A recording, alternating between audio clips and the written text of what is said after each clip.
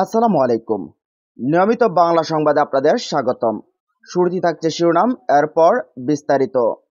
থমথমে গোপালগঞ্জ, গ্রেফতার আতঙ্কে গড়চারা অনেকে, কারফিউর মেয়াদ আরও বাড়ল। গণতান্ত্রিক প্রক্রিয়াকে নস্যাৎ করতে এনসিপির সমাবেশে হাসিনার সমর্থকদের আক্রমণ। গোয়েন্দা ব্যর্থতার জন্যই শেখ হাসিনাকে দেশ ছাড়তে হয়েছে। ফরিদপুরে সমাবেশে নাহিদ, মুজিববাদীদের হাত থেকে গোপালগঞ্জকে চিরতরে মুক্ত করতে হবে। এবং সবশেষ জানিয়ে দেব, আমরা কারো পাতা ফাঁদে পা দেব না, বলছেন মির্জা ফখরুল। এতক্ষণ শুনছেন সংবাদ শিরোনাম, এবার জানুন পুরো বিস্তারিত। তার সাথে সাথে প্রিয় দর্শক, আজকের ভিডিওটা যদি আপনাদের ভালো লাগে, আপনার মূল্যবান মতামত কমেন্ট বক্সে জানিয়ে দিন। একটা লাইক করুন, চ্যানেলটা সাবস্ক্রাইব করুন। চলুন বিস্তারিত ভিডিওতে। থমথমে গোপালগঞ্জ, গ্রেফতার আতঙ্কে গড়ছাড়া অনেকে, কারফিউর মেয়াদ বাড়ল। গোপালগঞ্জ শহরের প্রবেশপথে পড়ে বেসিক ব্রিজ। গতকাল দুপুর 1:30টা আকাশ জুড়ে মেঘ, সঙ্গে ভাবসা গরম। দিনের আলো থাকলেও গোটা সড়ক যেন অন্ধকারাচ্ছন্ন, জনশূন্য পথ। দিনে দুপুরেই ভুতুড়ে পরিস্থিতি। কিছুক্ষণ পর পর সাইরেন বাজিয়ে সাই সাই করে চলছে আইনশৃঙ্খলা রক্ষাকারী বাহিনীর গাড়ি। জরুরি প্রয়োজনে 2-1 মানুষকে রাস্তায় দেখা গেলে চলাচলে একেবারেই সতর্ক। গতকাল দিনভরই এমন চিত্র দেখা গেছে গোপালগঞ্জে। টানা কারফিউর কারণে ভোগান্তিও ছিল সাধারণ মানুষের। কারফিউর কারণে জেলা শহরে দিনভর ছিল শুনশান অবস্থা। উদ্বেগ, আতঙ্ক সর্বত্র। প্রয়োজন ছাড়া কেউ বাহিরে বের হচ্ছে না। গ্রেফতার এড়াতে অনেকেই ঘরবাড়ি ছেড়ে আত্মগোপনে চলে গেছেন। বুধবার জাতীয় নাগরিক পার্টির সমাবেশে আওয়ামী লীগ ও নিষিদ্ধ ছাত্রলীগের হামলা ও পরে সংঘর্ষের ঘটনায় পরিস্থিতি জটিল আকার ধারণ করলে জেলায় 12 ঘন্টার জন্য কারফিউ জারি করা হয়। গতকাল সেই কারফিউর মেয়াদ বাড়ানো হয়েছে। শুক্রবার দিনে 3 ঘন্টার বিরতি দিয়ে পরবর্তী নির্দেশ না দেওয়া পর্যন্ত কারফিউ চলবে বলে জানানো হয়েছে। সরেজমিনে দেখা যায়, বুধবার রাত 8টা থেকে শুরু হওয়া কারফিউর ফলে শহরের থেকে গ্রাম সর্বত্রই শুনশান। যে আওয়ামী লীগ ছাত্রলীগকে আগের দিন শহর জুড়ে সহিংসতা অবস্থানে দেখা গেছে, তাদের কাউকে আর গতকাল শহরে দেখা যায়নি। সবাই গা ঢাকা দিয়েছেন। শুধু তাই নয়, সাধারণ মানুষও ঘরের বাইরে বের হননি। দোকানপাট ছিল বন্ধ। অলিগলিতে কিছু দোকান খোলা থাকলেও ক্রেতা দেখা যায়নি। এদিকে কারফিউর কারণে দোকানপাট বন্ধ থাকায় ব্যাপক ভোগান্তির মুখে পড়েন শহরের বাসিন্দারা। দিনের কোনো ভাগে কারফিউর বিরতি না থাকায় কঠোর পরিস্থিতির মুখোমুখি হতে হচ্ছে তাদের। বাসিন্দারা জানান, একটানা কারফিউ থাকায় দোকানপাট বন্ধ, ফলে জরুরি প্রয়োজনীয় জিনিসপত্র কেনার অবস্থাও তৈরি হয়নি। তারা আরও জানান, এই ধরনের পরিস্থিতি আগে খুব একটা দেখেননি। এটা তাদের কাছে নতুন এক অভিজ্ঞতা। গোপালগঞ্জের বিভিন্ন শহরের সড়কের পাশে বাসা বাড়ির সামনে দাঁড়িয়ে থাকা বাসিন্দাদের সঙ্গে কথা বলে জানা গেছে, বুধবারের ঘটনার পর পুরো জেলায় মানুষের মধ্যে এক ধরনের আতঙ্ক তৈরি হয়েছে। বিশেষ করে বাড়ির বাইরে বের হলে গ্রেফতারের ভয় কাজ করছে কম বেশি সবার মাঝে। গোপালগঞ্জ জেলা শহরের জেলা নির্বাহী প্রকৌশলীর কার্যালয়ের পাশে বসবাস করা বাসিন্দা নাসিম হোসেন বলেন, সকালে অফিসে যাওয়ার উদ্দেশ্যে ঘর থেকে বেরিয়েছিলাম, কিন্তু একটা রিক্সা কিংবা অটো চোখে পড়েনি। নাস্তার জন্য রাস্তায় এসে দেখি কোনো দোকানপাট খোলা নেই। এমন অবস্থায় আগে কখনো দেখিনি। গণতান্ত্রিক প্রক্রিয়াকে নস্যাৎ করতে এনসিপি সমাবেশে হাসিনার সমর্থকদের আক্রমণ।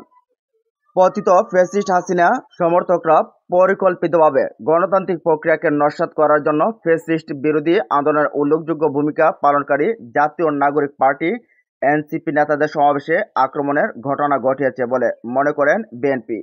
দলটির ভাষ্য, ফলশ্রুতিতে সরকার 144 ধারা ও কারফিউ জারি করতে হয়, যা এই মুহূর্তে গণতান্ত্রিক প্রক্রিয়াকে ব্যাহত করার নীল নকশা বলে মনে করা হয়। বুধবার রাতে গুলশান চেয়ারপারসনের রাজনৈতিক কার্যালয়ে বিএনপির স্থায়ী কমিটির বৈঠকে এসব আলোচনা হয়। গতকাল এক বিবৃতিতে জানানো হয়, বুধবার গোপালগঞ্জে জাতীয় নাগরিক পার্টির সভায় ফ্যাসিস্ট আওয়ামী লীগের দুর্বৃত্ত ও সমর্থকদের হামলায় 4 জন নিহত হয়। গভীর নিন্দা ও ক্ষোভ প্রকাশ করা হয়। বৈঠকে এই প্রসঙ্গে পরিস্থিতি নিয়ন্ত্রণে রাখতে সরকারের ব্যর্থতার সমালোচনা করা হয়।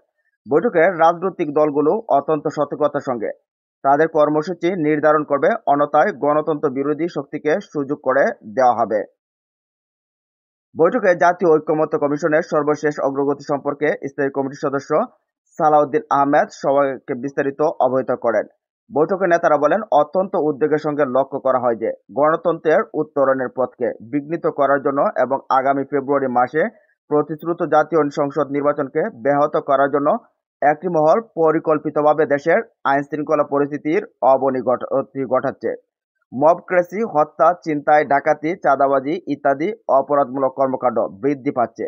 এ ব্যাপারে সরকারের সংশ্লিষ্ট বিভাগগুলোর অযোগ্যতা এবং নির্লিপ্ততা পরিস্থিতিকে আরও অবনতির দিকে নিয়ে যাচ্ছে। সংশ্লিষ্ট দায়িত্বপ্রাপ্ত উপদেষ্টাবৃন্দ গণমাধ্যমে শুধু কথা বলছেন না, কিন্তু কার্যকরী পদক্ষেপ নিতে ব্যর্থ হচ্ছেন। বৈঠকে আইনশৃঙ্খলা পরিস্থিতি উন্নয়নের জন্য অতি দ্রুত সকল প্রকার ব্যবস্থা গ্রহণের জন্য সরকারকে আহ্বান জানান।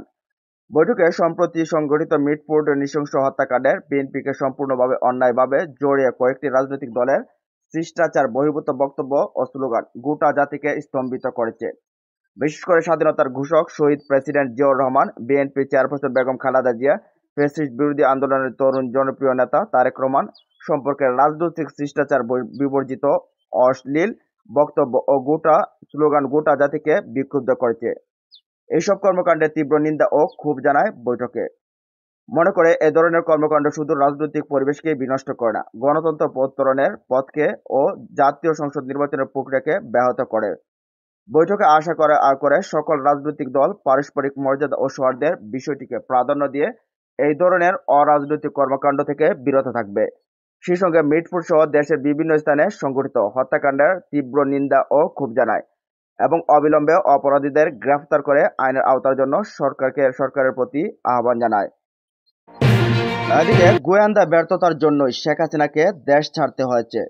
বাংলাদেশ 5 আগস্ট গণ অভ্যুত্থানের পর শেখ হাসিনা পালিয়ে ভারতে আশ্রয় নেওয়ার প্রায় সঙ্গেই বাংলাদেশের সাবেক পররাষ্ট্রমন্ত্রী হাসান মাহমুদ বেলজিয়ামে চলে গিয়েছিলেন বলে শোনা গিয়েছিল।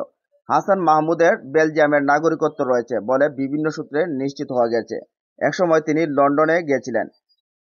সেখানে তাকে যুক্তরাজ্য আওয়ামী লীগের প্রতিবাদ সমাবেশে দেখা গেছে। তবে কয়েকদিন আগে তিনি কলকাতায় এসেছেন। কলকাতায় থাকা অন্যান্য নেতা ও অনুগামীদের সঙ্গে বৈঠক করেছেন। কলকাতায় হাসান মাহমুদের বেশ কিছু ঘনিষ্ঠজন রয়েছেন, তাদের সঙ্গেও যোগাযোগ করেছেন। কলকাতায় তার উপস্থিতি তিনি নিজেই নিশ্চিত করেছেন। কলকাতায় 2 সাংবাদিককে সাক্ষাৎকার দিয়েছেন। তিনি বাংলাদেশের বর্তমান পরিস্থিতি নিয়ে অনেক কথা বলছেন। হাসান মাহমুদ মনে করেন, গোয়েন্দা ব্যর্থতার জন্য শেষ পর্যন্ত শেখ হাসিনাকে দেশ ছাড়তে হয়েছে। জটিল পরিস্থিতিতে পুলিশ সেনার উপর নির্ভর করে ভুল করেছিল দল। কলকাতায় বসে হাসিনা বিরোধী অভ্যুত্থানের কারণও ব্যাখ্যা করেছে সাবেক পররাষ্ট্রমন্ত্রী হাসান মাহমুদ। তিনি জোরের সঙ্গে বলেন, স্বমহিমায় ফিরবে আওয়ামী লীগ।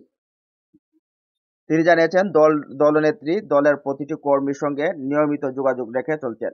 তার নির্দেশ মতেই সংগঠনের কাজ চলছে। এটা ঠিক এই মুহূর্তে বাংলাদেশে আওয়ামী লীগের নেতাকর্মীরা অনেকেই দেশের বাইরে আছেন, অনেকেই একাধিক মামলায় জেলে পুরে রাখা হয়েছে। তাই বলে আমরা পিছিয়ে থাকবো না। সংগঠন মজবুত করার কাজ চলছে। আমি আশাবাদী সঠিক সময় আমরা আবার নিজেদের স্বমহিমায় তুলে ধরব।